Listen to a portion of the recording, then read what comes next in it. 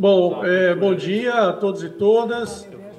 Cumprimentar a deputada Alice Portugal, em nome dela, cumprimentar todos os demais parlamentares presentes, cumprimentar a Frente Parlamentar em Defesa do Serviço Público, parabenizar mais uma vez por esse importante evento. E, como disse a deputada Alice, vai dar o tom da reação, né, e da capacidade de mobilização dos servidores em torno desse tema. Né, cumprimentar também Luiz Fernando e parabenizá-lo pela brilhante apresentação, palestra fantástica que acabou de proferir, que basicamente resumiu em poucas palavras tudo que pensamos também sobre o tema. Né? Há muita concordância de nossa parte em relação tanto às falas dos deputados e deputadas, como em relação à palestra que Luiz Fernando acabou de nos trazer. Então, eu vou tentar aqui, basicamente, complementar algumas questões de modo mais rápido, provavelmente, em função já do adiantado da hora, mas que eu acho que são importantes para não deixar passar algumas reflexões que o próprio Ministério da Gestão tem feito, como já foi mencionado aqui, acerca desse assunto. Bom, é importante dizer que, de fato, a decisão do Supremo é uma decisão preocupante, na medida em que coloca um vetor de grande incerteza, não é, de grande insegurança jurídica, inclusive, em relação ao que é a espinha dorsal do processo histórico que foi mencionado anteriormente, de construção de uma burocracia profissional no Brasil, sobretudo desde a Constituição de 88, que instituiu o regime jurídico único, complementado pela Lei 8.112 de 1990. Né? A decisão do Supremo retira a necessidade de um regime único, né, para contratação de funcionários, de trabalhadores, de servidores a cargo do Estado, abre a possibilidade de múltiplos regimes, né, da coexistência de múltiplos regimes em todas as esferas da União, da Federação, o que também é muito preocupante, haja vista que, sobretudo em estados e municípios, já há uma tendência mais notória no sentido de se buscar formas mais flexíveis e, diria eu, precárias de contratação e demissão de funcionários. Não é? Além disso, a decisão permite que esses outros regimes, além do atual estatutário e do próprio regime seletista, possam ser criados por via infraconstitucional, né, mudanças por meio de projetos de lei, que são mais fáceis e rápidos de serem tramitados. Então, isso abre a possibilidade, inclusive, para a criação de regimes até então desconhecidos, inclusive, não é? Além daqueles que já existem e que são notoriamente precários do ponto de vista da contratação e da profissionalização da burocracia, não é? Como são os regimes temporários, os regimes terceirizados, etc. Não é? Essa pluralidade de regimes em cada nível federativo, inclusive em cada esfera de poder, não é? Pode gerar e deve gerar, não é? Uma situação de muita fragmentação, de muita heterogeneidade, de muita desigualdade no interior do setor público, em termos das formas de contratação, remuneração, representação sindical, em termos, inclusive, das formas de proteção laboral e social desses trabalhadores. Então, se abre, de fato, um leque de imensa fragilização, né, da construção de uma burocracia profissional única e uniforme no país. Né? Basta pensar que cada um dos 5.570 municípios, cada um dos 26 estados, além do Distrito Federal, cada um dos poderes, né, nesses mesmos entes federados, pode vir a ter um regime próprio, exclusivo, particular de contratação, etc., né, o que já dá mostras dos riscos, né, e da gravidade potencial dessa decisão do Supremo. Né? Essa multiplicidade de regimes, ademais, deve gerar, né, ou pode vir a gerar, uma grande fragmentação, como já mencionei, mas, além disso, ou por decorrência disso, né, gerar um grande desmonte dos serviços públicos e da função pública no Brasil. né, um desmonte de natureza abrangente, né, profundo e veloz, né, já que ele deve perpassar todas as áreas de atuação governamental, né, e alterar de modo bastante radical, né, os parâmetros que vieram ao longo dos últimos anos, sobretudo da Constituição de 88 para cá, organizando e profissionalizando a burocracia pública nos 3 níveis da federação, inclusive, não apenas no nível federal, né? Apesar da decisão do Supremo ainda não ter sido publicada na forma do seu acórdão final, como já foi mencionado aqui, né?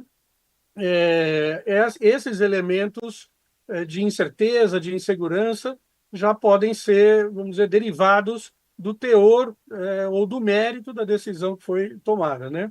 Apesar de que o próprio Supremo tomou cuidado de, na nota informativa que publicou acerca dessa decisão, ter tentado deixar claro que a decisão não mudaria o regime vigente, né, de quem já está no serviço público, né, tentou deixar clara a ideia de que concursos públicos deveriam ou deverão continuar sendo obrigatórios para a contratação, mesmo em outros formatos jurídicos, né, como seletistas e outros.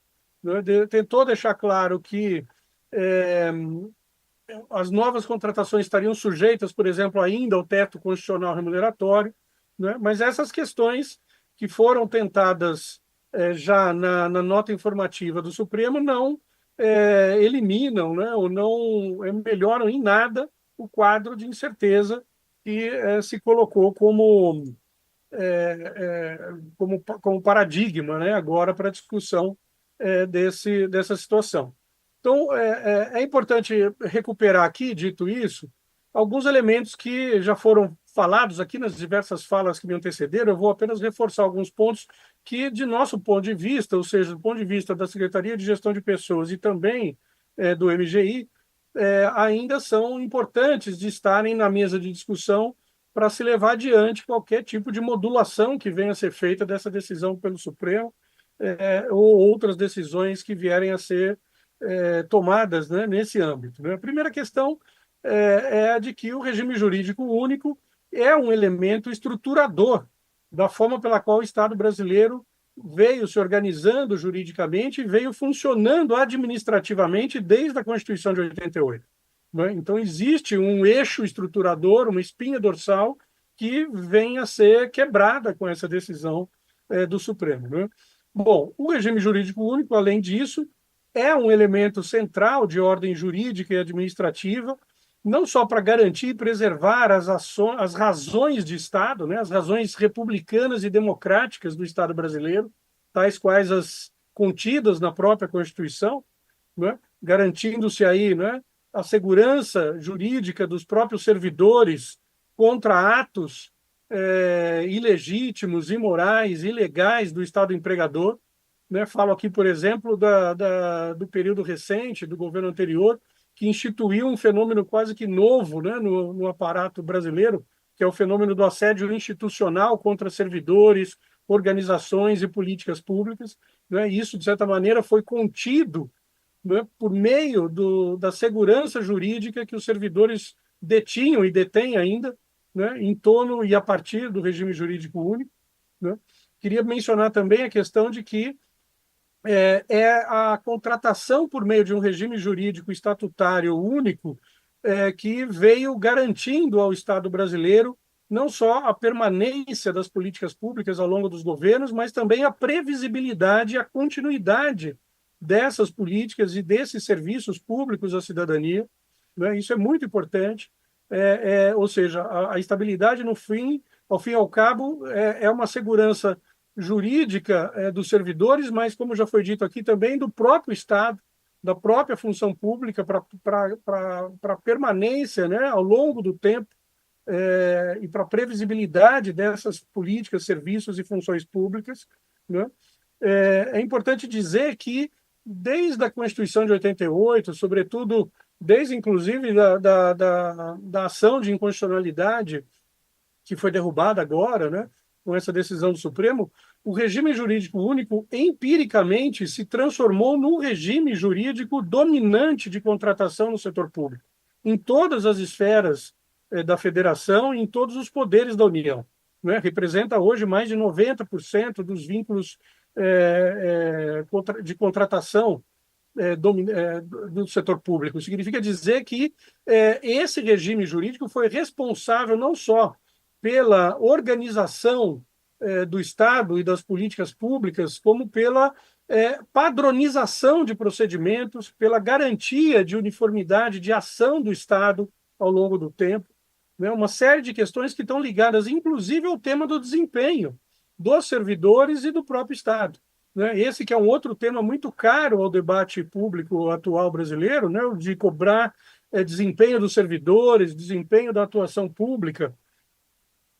Né? É preciso lembrar que isso tudo decorre da estabilidade, né? Ou seja, a estabilidade garantida por meio do regime jurídico único é que permitiu ganhos de desempenho dos servidores do ponto de vista individual e do Estado de modo geral. Né? Isso é muito relevante e precisa ser considerado ao se pensar em mudar esse regime de contratação. Né? E, para finalizar, dizer um pouco daquilo que o MGI atual, a Secretaria de Gestão de Pessoas, tem feito do ponto de vista concreto para levar adiante uma ideia de reforma administrativa de índole republicana e democrática no Brasil. Né? São 7 princípios que organizam a ação atual do MGI no campo da gestão de pessoas, por meio dos quais várias ações estão em curso e que dão concretude institucional a um projeto, né, de desenvolvimento do Estado, do Brasil e de garantia dos próprios servidores. Né? O primeiro princípio é o da democracia, não só como um valor político em si, mas como um método de se governar. Né? O exemplo maior disso é a reinstalação da Mesa Nacional de Negociação Permanente, por meio da qual as discussões com os servidores têm sido feitas desde 2023, né? Garantindo recomposição salarial acima da inflação, garantindo um espaço institucional seguro de discussão sobre carreiras e outras questões, e que depende não só da estabilidade, mas depende da manutenção do próprio regime democrático no país. Bom, em segundo lugar, a questão da diversidade social como um princípio de configuração da burocracia pública, né? E isso está sendo buscado por meio de inovações no campo, por exemplo, dos concursos públicos, como já foi mencionado aqui. Né? O concurso público nacional unificado, por exemplo, na medida em que possibilitou uma democratização e uma ampliação do acesso da população ao certame, né?